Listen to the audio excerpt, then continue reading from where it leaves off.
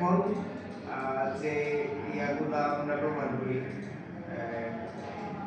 সফটওয়্যারগুলো এগুলাতে আপনি যে আমি এখানে ক্লিক করাও লাগছে না, আমি এখানে নিয়ে মাউস পয়েন্টটা রাখার সঙ্গে সঙ্গে আমাকে দেখাই দিচ্ছে কোন টুলের কি কাজ। দেখেন এটা হচ্ছে সিলেকশন টুল, এটার শর্ট ফর্ম হচ্ছে ভি। আমরা যখন কাজ করা শুরু করব তখন প্রথম আমাদের এগুলা ম্যানুয়ালি ওখানে গিয়ে আমরা ক্লিক করে করে কাজ করব। যখন আমরা একটু ফাস্ট একটু দ্রুত কাজ করার চেষ্টা করব তখন আমাদের এই শর্ট ফর্মগুলো খুবই কাজে লাগবে। যেখানে আমাদের একটা কাজ করতে অনেক সময় লাগবে, আমরা এই শর্ট ফর্মগুলো ইউজ করে খুব দ্রুত আমরা কাজ করার চেষ্টা করব। আর এই যে দেখেন এটা শর্ট ফর্মটা হচ্ছে এই যে এখানে নিলে দেখেন দেখাচ্ছে সে ভি। এটা হচ্ছে আমরা যে কোনো একটা শেপ আমরা যখন সিলেক্ট করতে হবে তখন এটা দিয়ে আমরা সিলেক্ট করব। এরপরে হচ্ছে এটা ডিরেক্ট সিলেকশন টুল, এটা দিয়ে বিভিন্ন শেপ সিলেক্ট করে করে এগুলাকে আমরা যদি এডিট করতে চাই আমরা এগুলো এডিট করতে পারবো। আপাতত আমাদের যে টুলগুলো খুব বেশি প্রয়োজন আপাতত বেসিক লেভেলের কাজগুলো করার জন্য সেই টুলগুলো আমি আপনাদেরকে দেখাই দিচ্ছি। এরপরে হচ্ছে আরেকটা জিনিস পেন টুল। এই পেন টুলের হচ্ছে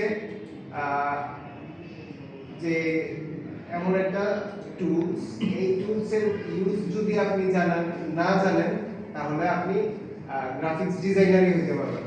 এই টুলসের ব্যবহার আপনার জানতেই হবে, কারণ এই টুলসের মাধ্যমে অনেক শেপ আপনারা নতুন ভাবে ক্রিয়েট করতে পারবেন। এটার শর্ট ফর্ম হচ্ছে পি। এটা লাগবে না আপনাদের, এটা রেক্ট্যাঙ্গেল টুল। এটা দিয়ে বিভিন্ন শেপ আপনারা তৈরি করতে পারবেন। এই যে এখানে দেখেন এইখানে নিচে ক্লিক করলে এখানে আরো অনেকগুলা শেপ চলে আসে। এই শেপগুলো দিয়ে আপনারা বিভিন্ন কাজ করতে পারবেন। এই যেমন স্টার আছে, পলিগন আছে, এগুলো দিয়ে আপনারা কাজ করতে পারবেন। এরপর হচ্ছে পেইন্ট ব্রাশ টুল, এটা দিয়ে হচ্ছে আপনারা কালার ব্রাশ করতে পারবেন। এরপরে হচ্ছে ইরেজার টুল, এরপরে রেক্ট্যাঙ্গেল রোটেট টুল, এইগুলো আপনাদের প্রয়োজন হবে। এরপরে হচ্ছে এই যে শেপ বিল্ডার টুল, বিভিন্ন শেপ আঁকলেন তারপরে একটা শেপের সাথে আরেকটা শেপ অ্যাড করার জন্য এই শেপ বিল্ডার টুল আপনাদের কাজে লাগবে। এটা হচ্ছে আইড্রপার টুল, এটা দিয়ে আপনারা একটা কালার যেটা আপনাদের পছন্দ হবে ওই কালারটা থেকে আপনার যে ক্রিয়েট করা শেপ আছে ওই শেপে আপনারা কালার দিতে পারবেন। এটা হচ্ছে হ্যান্ড টুল, বিভিন্ন জিনিস ধরার জন্য আপনাদের এটা ব্যবহার করতে হবে।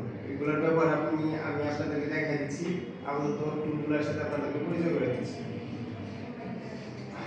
তারপরে এই যে এটা হচ্ছে ফিল কালার, এটা হচ্ছে ফিল কালার।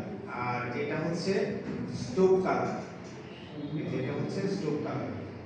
বাইরে যেটা থাকে এটা হচ্ছে স্ট্রোক কালার, ভিতরে যেটা থাকে সেটা হচ্ছে ফিল কালার। এটা এই যে এখানে রেড কালার যে দেখা যাচ্ছে এটা হচ্ছে নান দিয়ে কাজ হচ্ছে। আপনি একটা কালার রেখে আরেকটা কালার ফিল কালার রেখে শেড কালার দিবেন, শেড কালার রেখে ফিল কালার দিবেন। যদি এরকম একটা সিচুয়েশন তৈরি হয় তখন হচ্ছে আপনার এই নান করতে হবে। আর যে সোয়েপ, এই যে এখানে হচ্ছে এই যে দুইটা অ্যারোর মতো দেখা যায়, একটু কাট করা দুইটা অ্যারোর মতো দেখা যায়, এটার নাম হচ্ছে সোয়েপ। এটা দিয়ে হচ্ছে আপনারা এই যে ফিল কালারের যে কালারটা ফিলের যে কালারটা আছে এটা আপনারা স্ট্রোকে নিতে পারবেন, স্ট্রোকের যে কালারটা সেটা আপনারা ফিলে নিতে পারবেন। আপাতত এইটুকু আপনাদের খুব বেশি প্রয়োজন হবে, তো আমি আপনাদেরকে ওইরকম ভাবে এই কাজগুলো দেখাচ্ছি। এই যে সিলেকশন টুল দিয়ে হচ্ছে আমি একটা রেক্ট্যাঙ্গেল শেপ নিলাম। আর সবচেয়ে বড় কথা হচ্ছে